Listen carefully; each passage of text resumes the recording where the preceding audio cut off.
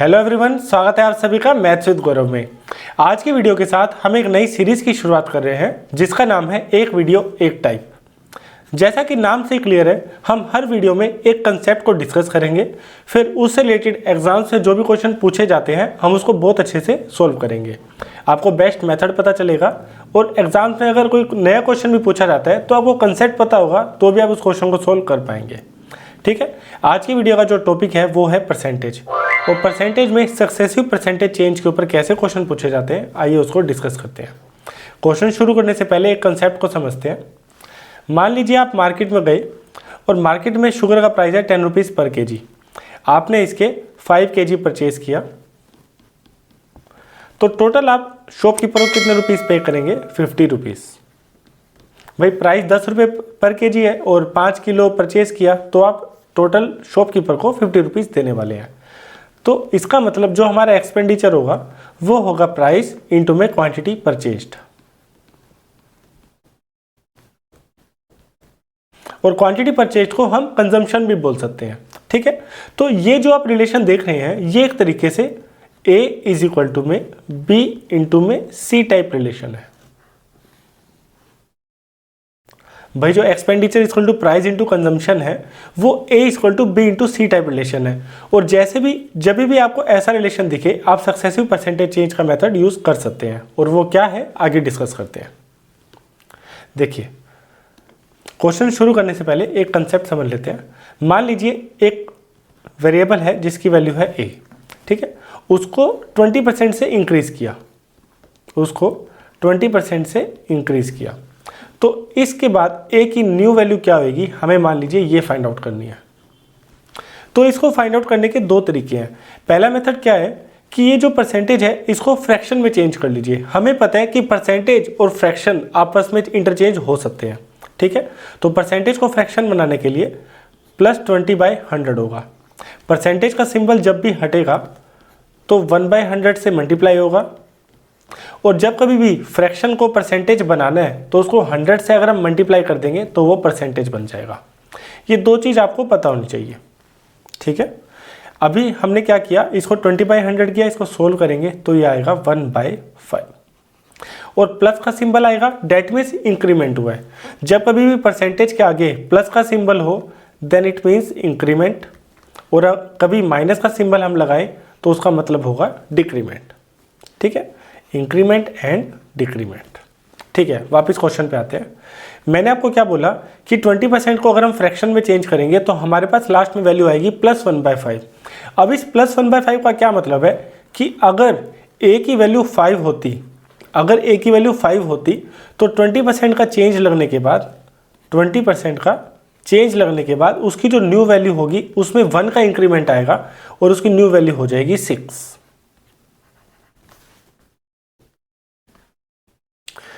तो पहली चीज़ तो ये क्लियर होगी। एक दूसरा कंसेप्ट समझते हैं। मान लीजिए हमारे पास गिवन है कि 5 इंटू में 6 जो है वो हमारे पास 30 बनता है। 5 इंटू में 6 हमारा 30 बनता है।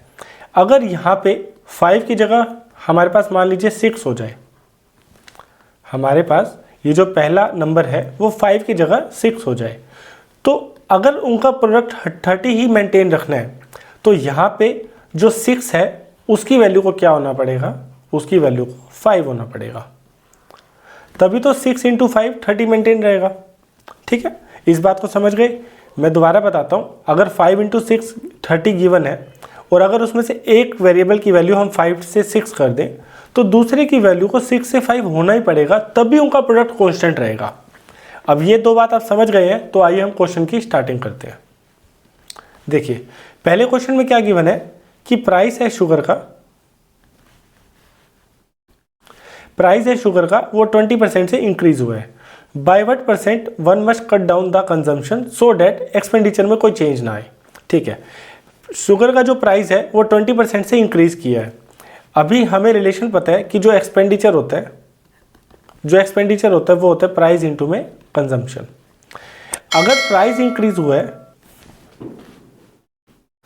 अगर प्राइस इंक्रीज हुआ है तो कंजम्पशन को डिक्रीज होना ही पड़ेगा सो डैट एक्सपेंडिचर कांस्टेंट रहे। जैसा कि मैंने आपको करके दिखाया था, अगर एक नंबर इंक्रीज हुआ है तो दूसरे को डिक्रीज होना ही पड़ेगा, तभी उनका प्रोडक्ट कांस्टेंट रहेगा। यहाँ पे सेम सिनेरियो है, अगर प्राइस इंक्रीज हुआ है तो कंजम्पशन को डिक्रीज होना ही पड़ेगा, तभी एक्सपेंडिचर कांस्टेंट रहेगा। ठीक है, इतनी बात क्लियर है। अब ये इंक्रीमेंट डिक्रीमेंट पे वर्क कैसे करना है, वो यहाँ से करना है कि पहले जो 20% हमें गिवन है उसका हम फ्रैक्शन इक्विवेलेंट निकाल लेते हैं। तो ये हमें पता है सीधा सीधा कि ये होता है +1/5। इसका मतलब है कि अगर प्राइस 5 रहा होगा इनिशियली, तो 5 से आफ्टर इंक्रीमेंट वो 6 हो जाएगा।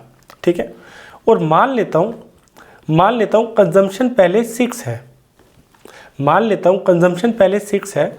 तो इन दोनों के प्रोडक्ट को कांस्टेंट रखने के लिए, अगर पहले प्राइस ओल्ड और कंजम्पशन ओल्ड का अगर प्रोडक्ट 30 है, ये एग्जैक्ट वैल्यू नहीं है, हम मान रहे हैं, तो अगर प्राइस न्यू और कंजम्पशन न्यू को हम मल्टीप्लाई को कांस्टेंट ही रखना चाहें, तो हमारा जो कंजम्पशन है उसको 6 से 5 होना ही पड़ेगा।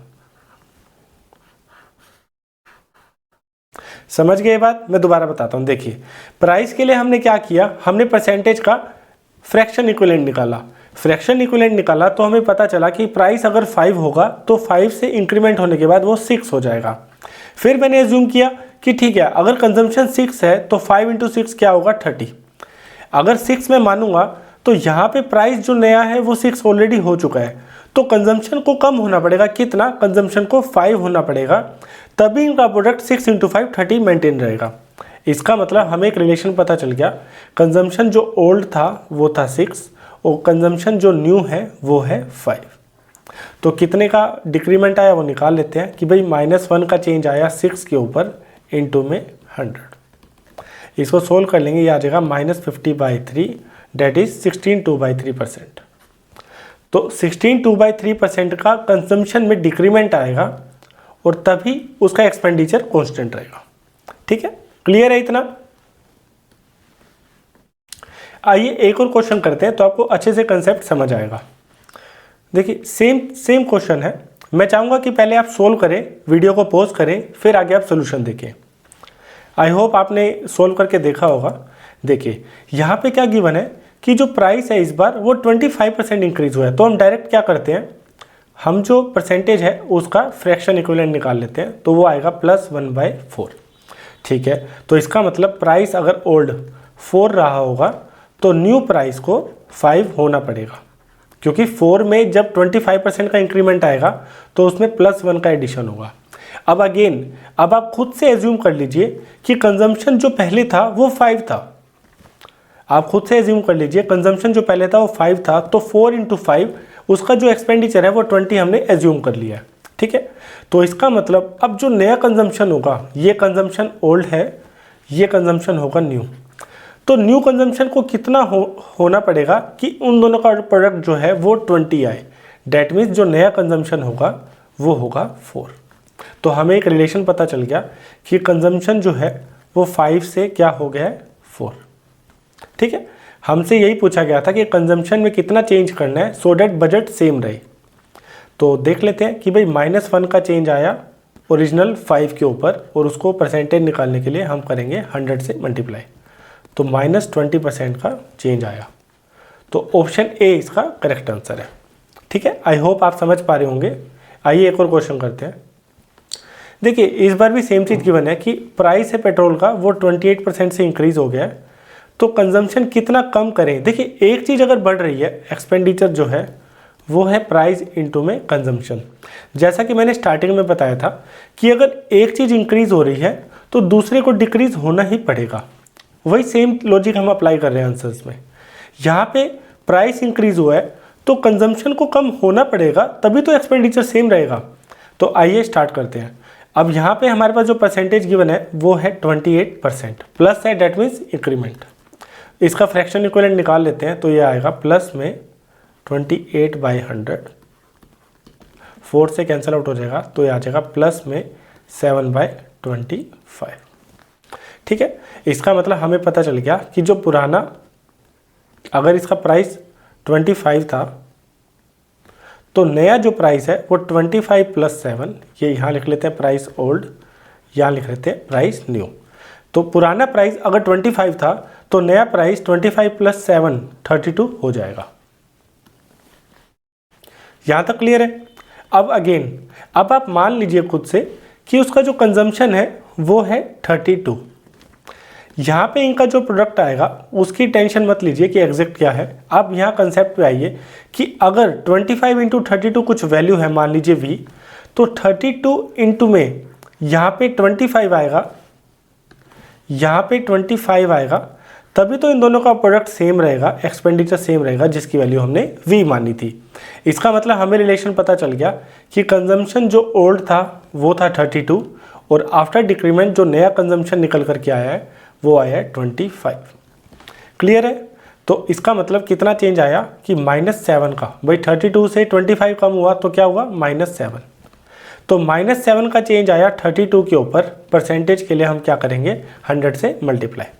मैं एक चीज़ दोबारा बता देता हूँ कि अगर हमारे पास परसेंटेज गिवन है, जैसे मान लीजिए 20% गिवन है, परसेंटेज से अगर हमें फ्रैक्शन निकालना है तो हम परसेंटेज सिंबल हटाएंगे और 100 से डिवाइड कर देंगे, तो इसका जो फ्रैक्शन आएगा वो आएगा 1/5। फिर मैंने आपको क्या बताया था कि अगर फ्रैक्शन गिवन है 1/5 और उसका अगर हमें परसेंटेज निकालना है तो आप 100 से मल्टीप्लाई करिए, तो 1/5 इंटू में 100, तो हमारे पास परसेंटेज आएगा 25%। तो परसेंटेज और फ्रैक्शन में कैसे कन्वर्ट करते हैं ये आपको माइंड में क्लियर होना चाहिए। आइए क्वेश्चन पे वापस आते हैं। यहाँ पे हमारे पास जो चेंज आया था -7/32, परसेंटेज निकालने के लिए मैंने 100 से मल्टीप्लाई करा। इसको सोल्व कर लेते हैं। 4 से कट जाएगा, तो 4 से कटेगा तो यहाँ आएगा 25 और यह आएगा 8, तो -175 डिवाइड बाय 8। इसको सोल्व कर लेते हैं तो आएगा 1.8 समथिंग। तो ऑप्शन बी इसका करेक्ट आंसर है। ठीक है। आई होप आपको एक कंसेप्ट समझ आया होगा अच्छे से, और हमने तीनों क्वेश्चन सेम कंसेप्ट से ही सोल्व करके दिखाए हैं। तो आज की वीडियो में हम इतना ही करते हैं। नेक्स्ट वीडियो में हम इस कंसेप्ट को एक लेवल ऊपर लेके जाएंगे और आप आई होप सिमिलर जितने भी क्वेश्चंस हैं आप सेम पैटर्न से सोल्व कर सकते हैं। ठीक है। तो मिलते हैं नई वीडियो में। और अगर आपको किसी भी क्वेश्चन में कोई डाउट है तो आप हमारे इस व्हाट्सएप नंबर पे आप कोई भी क्वेश्चन, मैथ्स का कोई भी क्वेरी होगा, आप इस नंबर पे व्हाट्सएप कर सकते हैं। हमारी टीम की तरफ से आपको जवाब मिल जाएगा। कोई भी क्वेश्चन का सोल्यूशन चाहिए या कोई भी आपको डाउट है किसी कंसेप्ट में, आप feel free to drop a message on this number. Okay. और आप हमारे टेलीग्राम चैनल को भी फॉलो कर सकते हैं। आज की जो वीडियो का PDF सोल्यूशन है वो इसमें शेयर कर दिया जाएगा। ठीक है। मिलते हैं नेक्स्ट वीडियो में। टिल देन पढ़ते रहिए। Take care and bye bye.